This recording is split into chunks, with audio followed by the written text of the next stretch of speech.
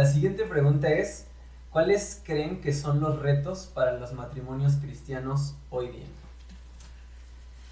Ay, pues son muchos. Yo creo que de los principales, el punto de, tal vez de los roles, como de comprender bien cómo Dios le asignó un rol a cada uno, de dónde viene eso, porque eso tiene su origen en la Biblia, en Génesis.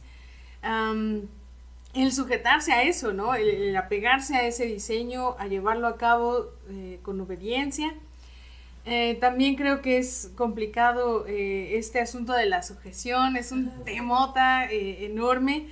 Creo que lo es más ahora en estos tiempos, porque, bueno, desafortunadamente, pues sí, el feminismo se ha colado en la iglesia y sí hay dificultad para esta parte de la sujeción, ¿no? Creo que es el entender que el matrimonio ha sido un diseño de Dios, no un invento del hombre, sino un diseño de Dios, y que él puso las reglas, él puso la cancha, él dijo cómo, ¿no?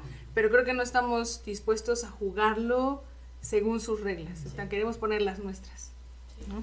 De acuerdo. ¿Usted qué piensa? Yo estoy de acuerdo con la hermana Gaby. La verdad es que lo que pensamos que es el matrimonio es lo que vivimos en nuestros hogares, ¿no? De origen. Sí, exactamente, de origen. Y creo que es más un tema de, bueno, al menos para mí, voy a hablar tema personal, sí es saber entender que no es así, que no tiene que ser así, que nuestros padres hacen cosas muy buenas, pero que a veces usan otras que son más praxis, ¿no? Y no son tanto la palabra de Dios. Entonces, más bien poder volver a ese punto, como decía la hermana Gaby, de decir, esto viene por diseño de Dios, y entonces hay que hacerlo de esta manera.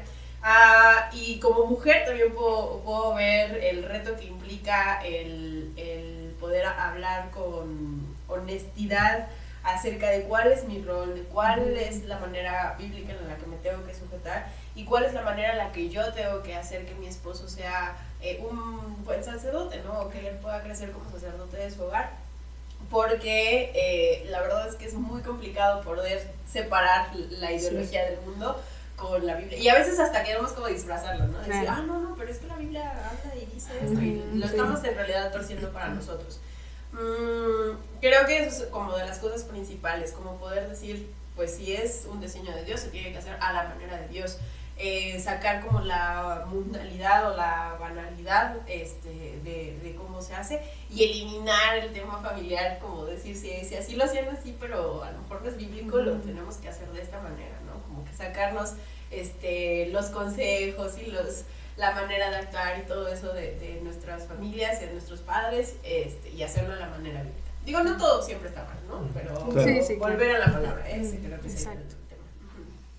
Yo, por ejemplo, uno de los retos que veo hoy es ver a hombres perdiendo su sacerdocio por una crisis, por una enfermedad, por una dificultad, por el engaño, y entonces se pierde credibilidad, se pierde liderazgo y vamos con familias navegando sin capitán.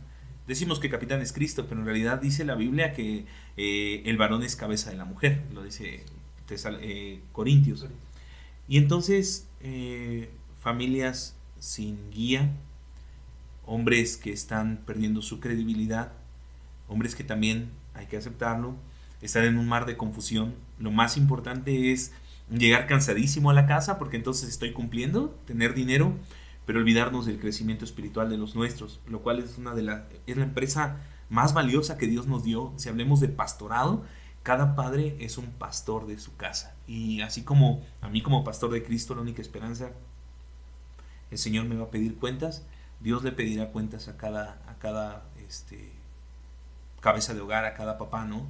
Otro tema, como ya lo repitieron, es que nos encontramos a Pedro diciendo que el espíritu manso y afable es de gran estima delante de Dios, y lo dice literalmente, de gran estima delante de Dios, y habla de las mujeres, de Sara, cómo le llamaba a su marido Señor.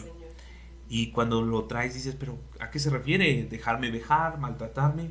Creo que la Biblia no habla de eso. Creo que hay un lugar para la desobediencia, sinceramente lo creo, pero no es simplemente desobedezco o no me sujeto porque así me enseñaron o porque me parece absurdo. Creo que la sujeción emana de la correcta relación con Dios. Es un fruto. Yo creo que en cuanto al rol del varón, uno de los grandes retos para el día de hoy dentro del matrimonio es el poder cumplir con este propósito de reflejar la relación de Cristo con la iglesia en cuanto al sacrificio, en cuanto al amor. Creo que para nosotros como varones y en medio de una sociedad como la que vivimos, hay muchas cuestiones que nos pudieran justificar para no hacerlo de manera bíblica, ¿no? Decir, pues mi esposa no necesita saber que la amo porque yo estoy cumpliendo con las cosas que se me demandan, ¿no? Y hablar, por ejemplo, del tema económico, del tema del trabajo, decir, se le está dando alimento a los de mi casa, se le está dando un techo donde vivir, no debieran de necesitar otra cosa, ¿no? Claro. Como si fueran las únicas necesidades que el ser humano intrínsecamente tiene, ¿no? Como si solamente requiriéramos comer, un lugar donde resguardarnos y nada más, ¿no?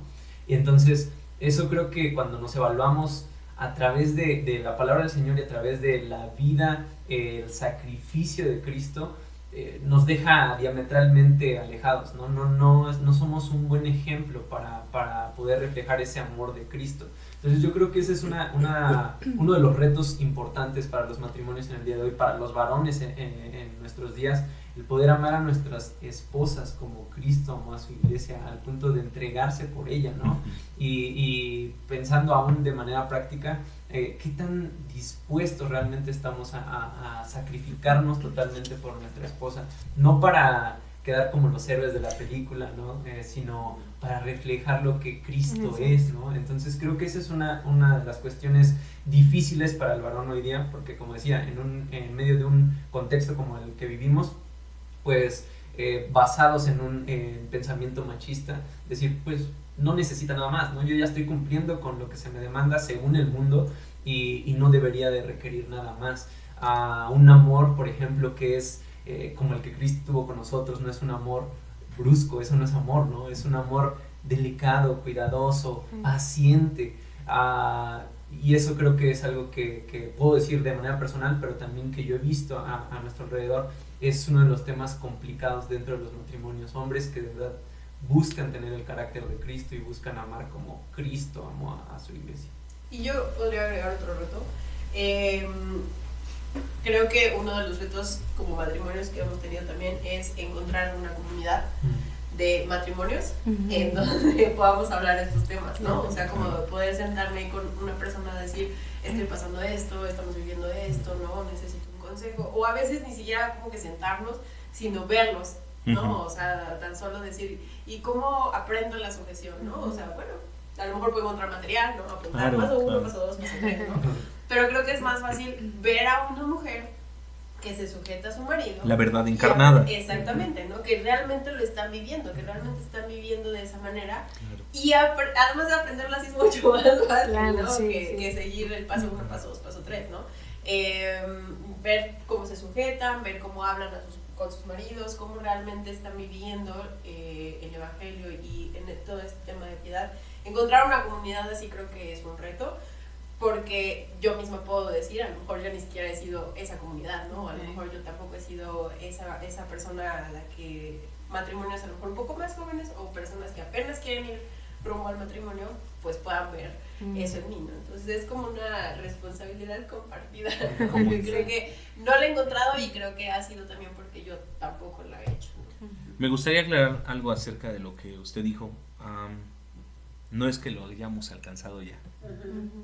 Pero algo que no queremos es, como mi esposa dice, sentarnos a fanfarronear de cómo lo logramos, sino de verdad con un corazón entendiendo que la gracia del Señor ha obrado en nosotros y que tenemos las mismas luchas, las mismas batallas, pero que el Señor es súper mayor, es muchísimo mayor que mis luchas, mis batallas, y que Él sabe y me ha dicho cómo vivir, ¿no? Una cosa más que encuentro es en Efesios capítulo 5, cómo habla de sujétense mujer, y habla un pedacito y después ámala. Y hay dos retos que siempre repetimos, ¿no? Empezar a amar y continuar amando. Una mujer que se siente amada es más proclive a respetar, y un hombre que se siente respetado es más proclive